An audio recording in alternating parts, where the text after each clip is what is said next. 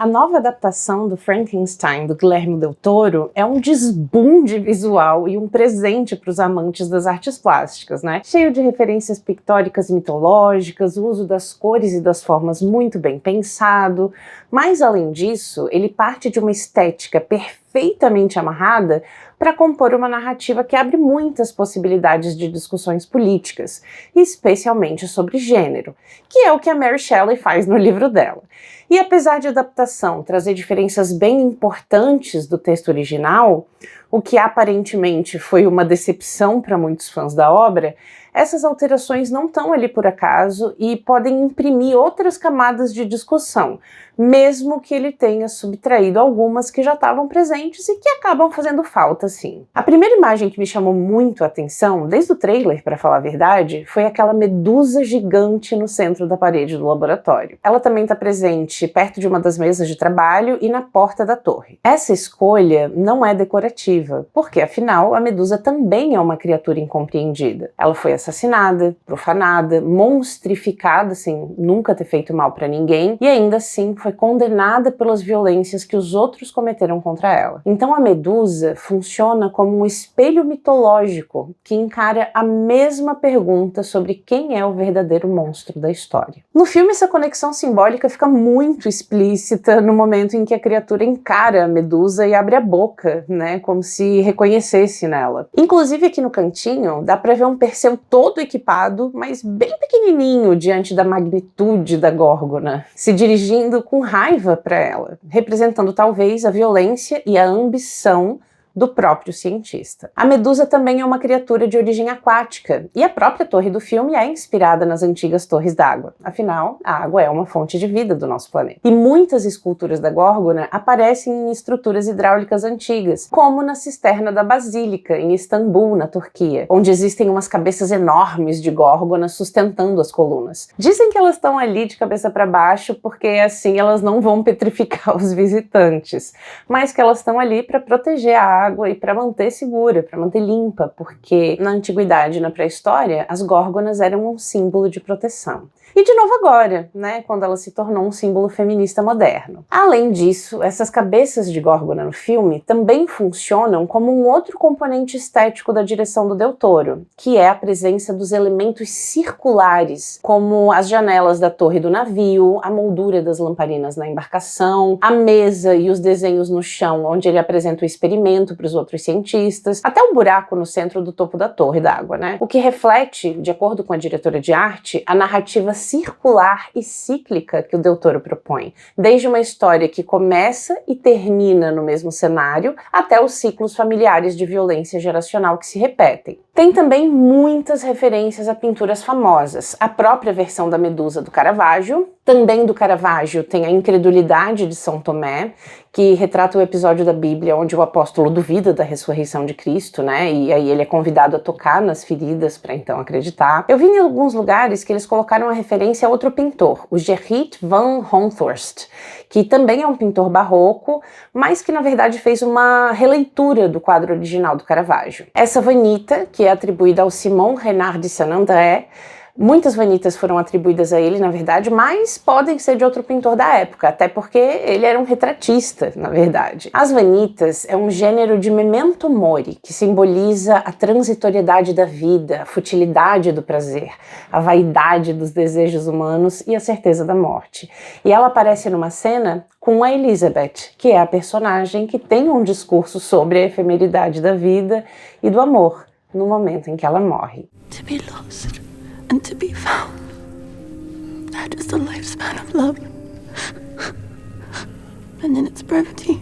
E também tem uma referência à famosa cena de Hamlet, com a caveira do Yorick, em que o protagonista reflete sobre a mortalidade e a natureza efêmera da vida, enquanto segura o crânio do antigo bobo da corte que ele conheceu na infância. Então a gente percebe que nenhuma dessas referências está ali à toa. Elas estão muito conectadas com o tema principal do filme.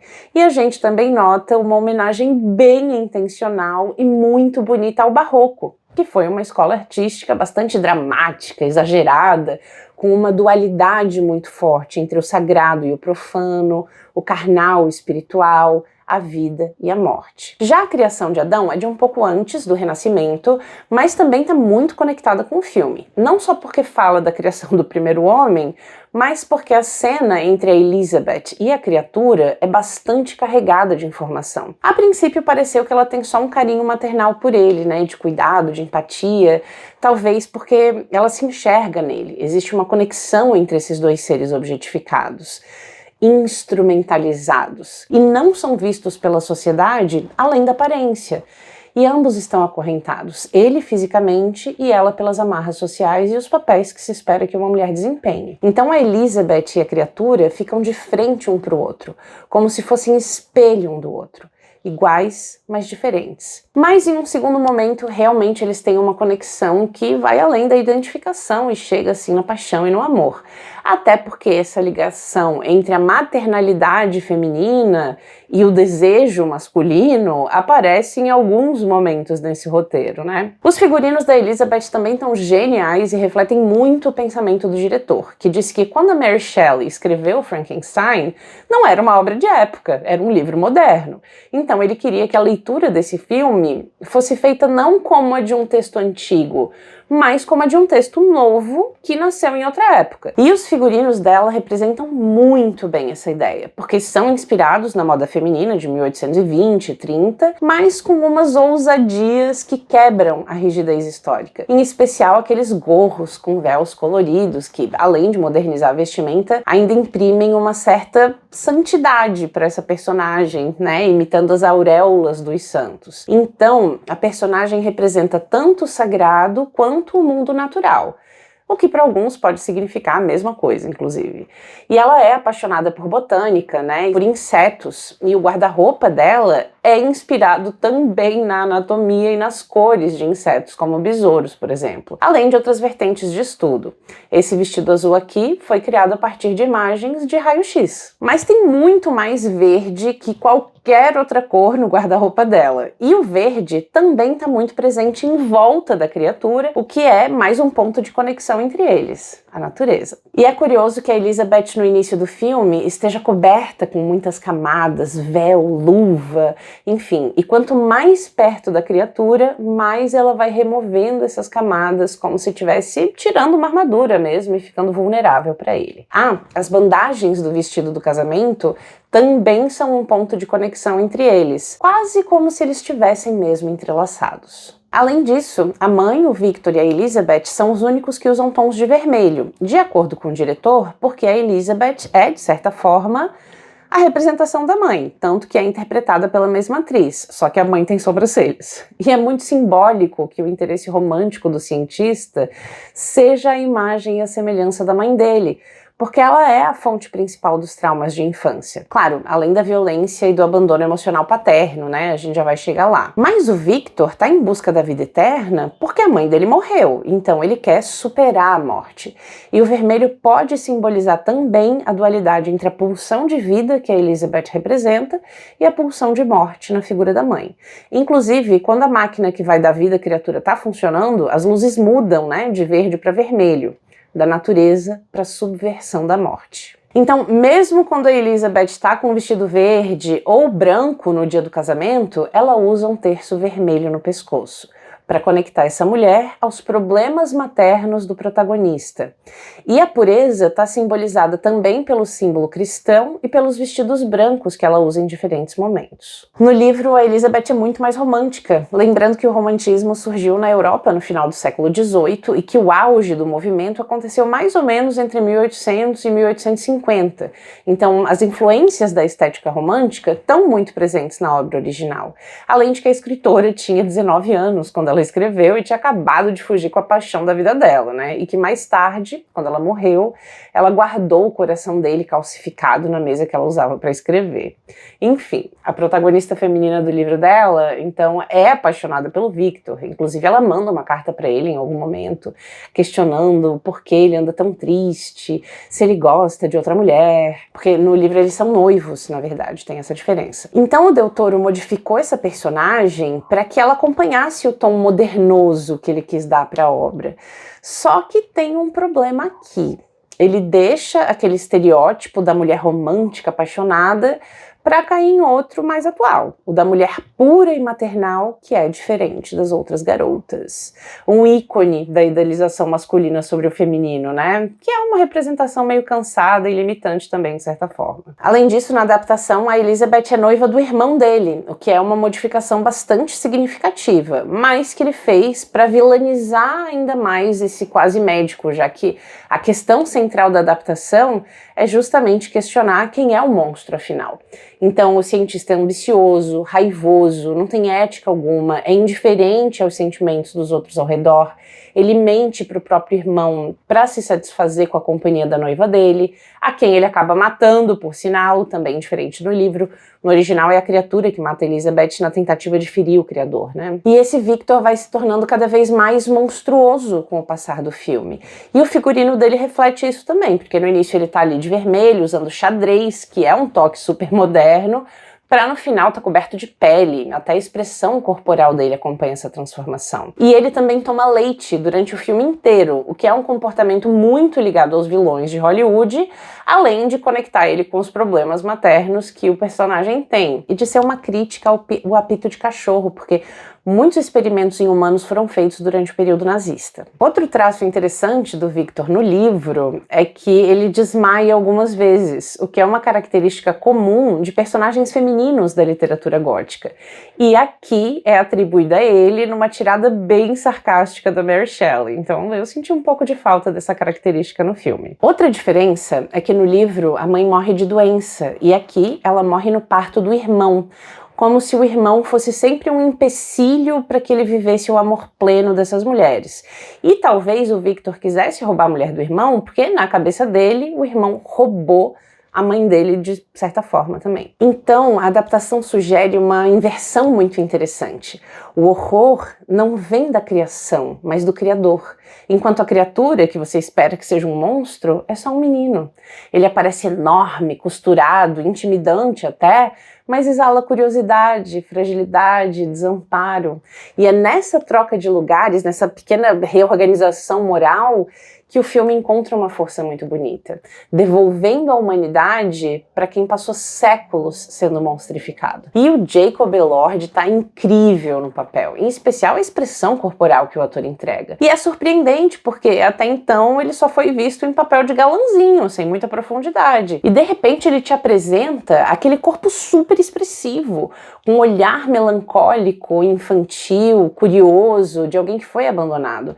Tá realmente um trabalho impecável. E para toda essa expressividade, ele se inspirou numa dança japonesa chamada Butô. O Butô surgiu no Japão depois da Segunda Guerra Mundial, como uma reação à ocidentalização e principalmente aos traumas gerados pela guerra, né, o impacto das bombas atômicas. Os artistas buscavam uma forma de expressão autêntica no meio de toda aquela influência ocidental. Então é um estilo que, a princípio, pode causar um certo estranhamento e até um desconforto na plateia. E eles exploram o corpo de forma bem crua, bem visceral. O objetivo não é a perfeição da forma, o foco está muito menos na forma física e muito mais na energia, nas inquietações internas do artista. E casou muito bem com a proposta do Del Toro para essa criatura recém-nascida que está enfrentando tanto, precisa se conhecer, especialmente no início, né?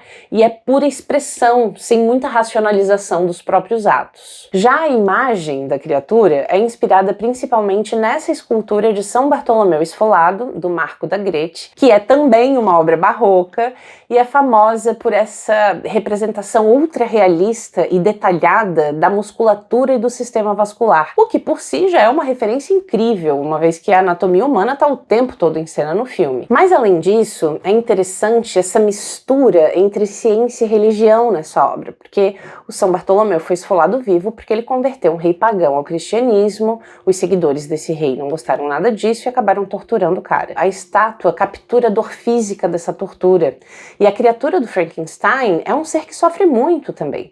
Ele é rejeitado pelo criador, pela sociedade, ele enfrenta uma existência muito trágica, muito solitária. E tanto a estátua quanto a criatura tem um corpo que é em si mesmo um testemunho visual desse sofrimento e dessa vulnerabilidade exposta. e também dessa dualidade entre a dor e a resiliência, porque a criatura é muito resiliente e o San Bartolomeu usa a própria pele como um manto, olhando para frente com dignidade. Então é muito forte. Além disso, a pele da criatura ainda traz um acinzentado que nos lembra o mármore da escultura, que é um material forte e que sobrevive à passagem do tempo e nos conecta à ideia da vida petrificada, da eternidade, da imortalidade daqueles corpos que compõem a criatura. Tem muitas referências religiosas, né? No momento em que o Frankenstein vai ligar a máquina para dar vida à criatura, a gente consegue ver uma alusão a Cristo pregado na cruz, que talvez esteja ali para expressar como o cientista se enxerga como Deus e está disposto a sacrificar o próprio filho. E é muito simbólico que ele esteja fixado nessa cruz no momento do nascimento e não da morte, o que é mais uma inversão muito interessante. Ele está sendo sacrificado ao ser animado. O sofrimento dele começa no início da vida, uma vida que ele não pediu e que ele não consegue colocar um fim. Bonito demais. Outra referência visual e mitológica é o Prometeu da franquia de filmes Alien, que é um roteiro que também explora a criação da vida de uma forma diferente, claro, mas é um filme que aborda questões sobre a relação entre criador e criatura, o papel da tecnologia, enfim. E o título do livro da Mary Shelley é Frankenstein, o Prometeu moderno. Prometeu, na mitologia grega, é o titã que rouba o fogo dos deuses para entregar para os humanos, numa metáfora sobre a aquisição do conhecimento e do progresso. E por causa dessa transgressão, ele é condenado a ser acorrentado numa rocha enquanto uma águia come o fígado dele todos os dias, porque ele é imortal e o fígado se regenera. E assim como o Titã, o Frankenstein repete esse gesto prometeico de uma forma moderna, porque é através da ciência. Ele busca um conhecimento proibido, ele ultrapassa o limite imposto à humanidade e desafia a ordem natural quando ele cria vida a partir da morte. Só que ele acaba tendo também um futuro de sofrimento. A própria criatura, especialmente no livro, se vira contra o criador e faz a vida dele um inferno. E é essa ambivalência entre a ambição humana e a busca por conhecimento e o perigo de transgredir os limites divinos e naturais que conecta tão bem o título que ela escolheu. Mas eu vou trazer aqui ainda uma outra interpretação em que a própria Mary Shelley pode ser a nossa Prometeia moderna. Por quê? Para começar, a Mary Shelley escreveu esse livro quando ela tinha 19 anos. Ela era filha de 2 filósofos bastante progressistas. A mãe dela, inclusive, é considerada uma das primeiras teóricas feministas do mundo, a Mary Wollstonecraft. Então, ela cresceu cercada de ideias consideradas radicais para a época e com bastante acesso à literatura. Quando ela tinha 16 anos, ela fugiu com um cara que foi o marido dela pela vida toda, o Percy Shelley. Ela fugiu porque ele já era casado, enfim. Durante o verão de 1816, eles se tornaram vizinhos do Lord Byron, que é um poeta muito famoso do romantismo inglês, bastante dramático, com estilo gótico, que tinha uma certa predileção por temas relacionados à morte e tal. E como foi um verão muito chuvoso, eles acabaram se reunindo muitas vezes em volta de fogueiras para contar histórias de fantasmas, especialmente as que vinham da Alemanha e eram traduzidas para o francês. O Lord Byron, então, propôs uma competição, uma brincadeira, na verdade, para que cada um deles escrevesse o seu conto de fantasmas. Em uma das últimas edições do livro, a própria Mary Shelley conta essa história. Ela disse que ela passou vários dias sem inspiração, sem saber sobre o que escrever e tal, até que por fim, numa noite, ela estava deitada na cama e imaginou a cena em que o Frankenstein acorda e na frente dele tem essa criatura desfigurada, feita de partes de cadáveres e enfim, e a partir daí ela escreveu o que seria considerada a primeira ficção científica do mundo. Inclusive ela ganhou a tal competição e a ideia dela foi a única que virou de fato um livro completo, né? Só que a primeira edição foi publicada de forma anônima, uma vez que seria um escândalo uma mulher escrever qualquer coisa, para falar a verdade. Mas, especialmente, sobre um tema tão brutal, num livro carregado de diversas críticas sociais que estão incutidas ali na narrativa e na voz do tal monstro. O livro, a princípio, foi até bem recebido pelo público em geral, mas quando ela decidiu assumir a autoria da obra, veio uma enxurrada de críticas extremamente ácidas. Ela sofreu um escrutínio social fortíssimo, foi atacada diversas vezes por ser subversiva demais, por por ter sido amante que roubou o marido de outra. Inclusive, tentaram muitas vezes tirar o crédito dela e atribuir a criação da obra para o marido. E também para o Lord Byron. Enfim, ela ousou ultrapassar os limites de gênero da época, trazendo um conhecimento e um estilo completamente novo, para então sofrer as consequências pela transgressão. Assim como Prometeu, assim como Frankenstein. E claro, além de ser mulher, é bem provável que parte dessa fúria tenha sido provocada pelas discussões que a obra propõe. Algumas o Del Toro levou para o filme e outras, infelizmente, acabaram ficando para trás. Primeiro que o tema central é a inveja masculina da capacidade feminina de gerar filhos. Quase uma paródia de como as deusas pré-históricas ligadas à fertilidade e à abundância da alimentação, né? Imagina que mágico não era ver uma mulher produzir leite do próprio corpo. E como essas imagens foram substituídas por deuses masculinos com o dom da criação e da multiplicação de alimentos. Além disso, está muito presente em ambas as obras a ideia de que muitos pais, mesmo aqueles que querem muito ser pais, acabam fugindo da responsabilidade de criar de fato esses filhos. Especialmente se a gente está falando de filhos com algum tipo de deficiência. Se hoje o percentual de crianças com deficiência que são abandonadas é um absurdo, imagina em 1800 e blocos. Como mãe de criança atípica, eu sofri demais vendo aquele escroto maltratando e abandonando a criança.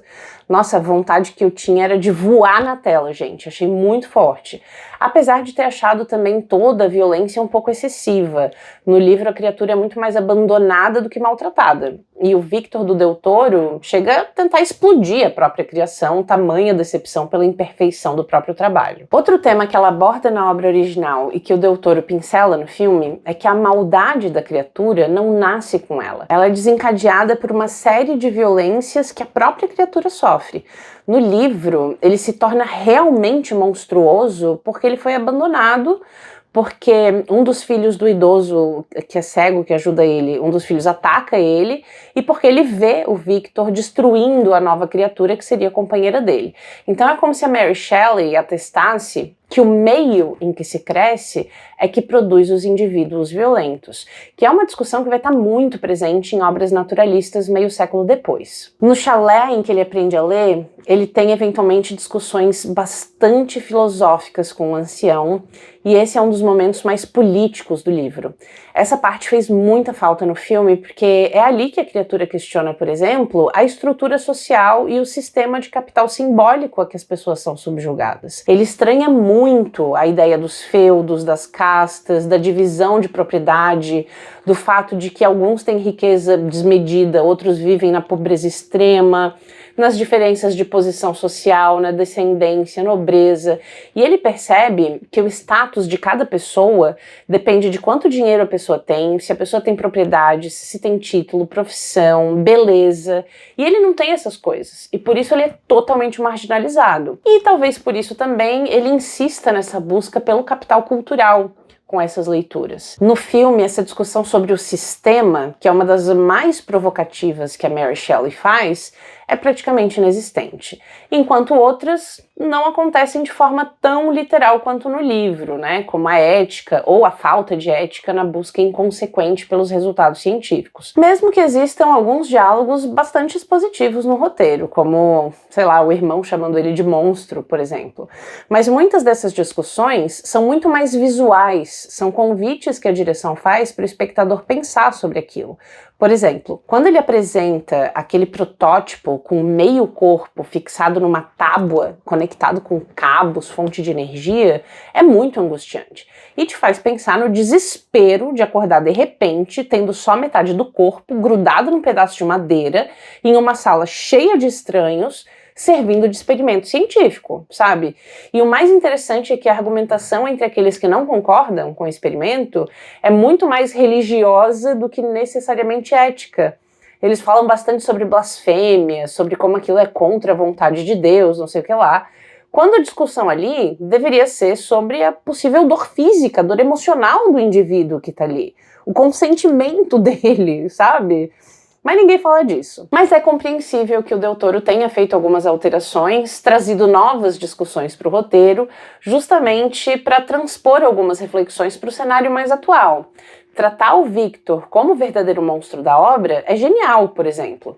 Inclusive ele chega a matar a Elizabeth e incriminar a criatura por isso, né? E é muito interessante também que ele tenha usado o roteiro para falar sobre traumas geracionais. O Victor abusa emocionalmente e fisicamente da criatura muitas vezes. E é um padrão de quem sofreu na mão do pai e agora quer impor o mesmo sofrimento para o filho. E nessa narrativa circular, é a criatura que rompe com o ciclo de violência geracional. Segundo Del Toro, o perdão e a aceitação são coisas que a gente está perdendo a cada dia. E o eu te perdoo é uma frase que a gente não ouve mais com frequência suficiente.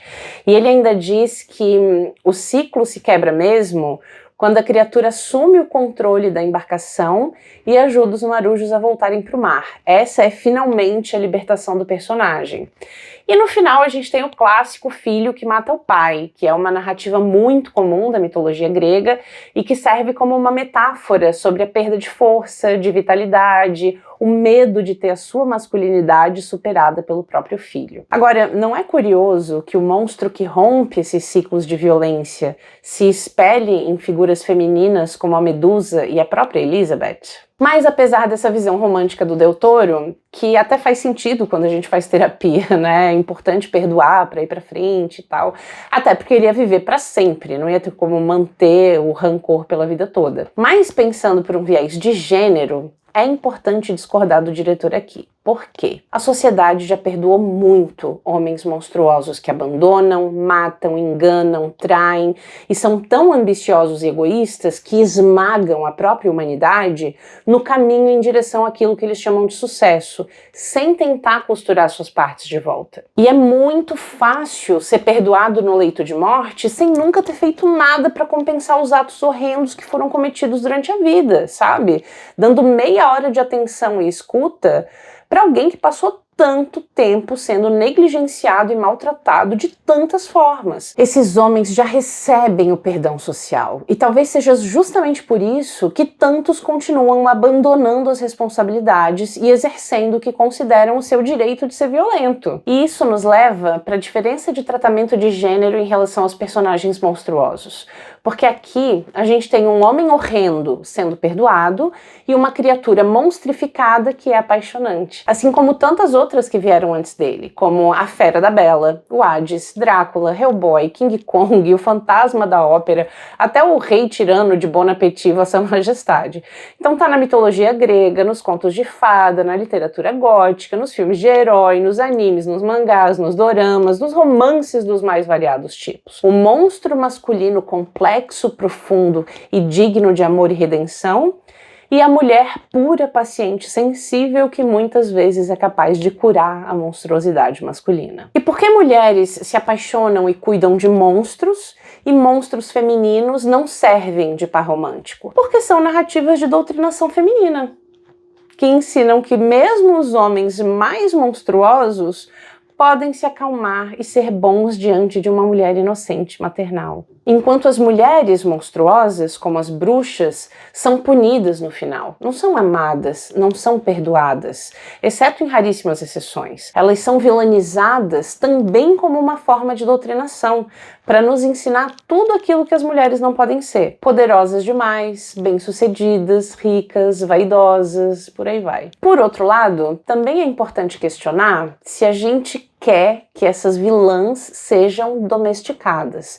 Se a gente quer que uma bruxa se apaixone e abandone a gargalhada alta, as poções, sabe? Outra comparação de gênero impossível de não fazer foi com o filme Pobres Criaturas. E pensar no quanto a sexualidade e a violência sexual estão presentes para essas criações femininas. Aqui em Frankenstein, a gente nem vê o despertar sexual da criatura. A gente não vê ele fazendo sexo, descobrindo o próprio prazer, não vê nada disso. Enquanto a Bella Baxter é fetichizada do início ao fim do filme. Ela é abusada numa das primeiras cenas, gente, enquanto ela ainda tem o cérebro de uma criança totalmente não desenvolvido. E o advogado entra no quarto e enfia a mão na saia dela. E aí mais tarde a gente ainda tem infinitas cenas de sexo dos mais variados tipos, com enquadramentos que hipersexualizam o corpo da atriz e colocam ela em situações extremamente humilhantes e degradantes, e que partem de um livro em que o próprio autor afirma: você acha que está prestes a possuir aquilo que os homens têm desejado desesperadamente ao longo dos tempos. A alma de uma criança inocente, confiando e dependendo, dentro do corpo deslumbrante de uma mulher radiantemente adorável. O que revela o fetiche e a normalização da cultura da pedofilia e da objetificação do corpo feminino em cena. Enquanto a criatura, fruto do trabalho de Frankenstein, é doce, inocente e acaba se tornando bruto e violento por conta das violências a que foi submetido desde a criação. Mas a discussão acerca da sexualidade dele nem acontece. Enfim, provocações de gênero que são importantes de serem feitas. O que não diminui nem um pouco o valor da obra do Del Toro. Por mais que existam muitas diferenças entre a obra dele e da Mary Shelley, ainda assim, essa é uma das adaptações cinematográficas mais fiéis ao original, no sentido de como os temas foram trabalhados e repaginados. E é nítido que existe muita paixão do diretor pela obra e que ela foi feita com muito carinho e com muita reflexão acerca das referências literárias, pictóricas, mitológicas, e que a equipe trabalhou com muito afinco para entregar uma das obras de arte mais bonitas desse ano. É definitivamente uma declaração de amor do diretor para a escritora do livro. É isso. Se gostou do conteúdo, deixa o seu like, se inscreve no canal e até o próximo papo.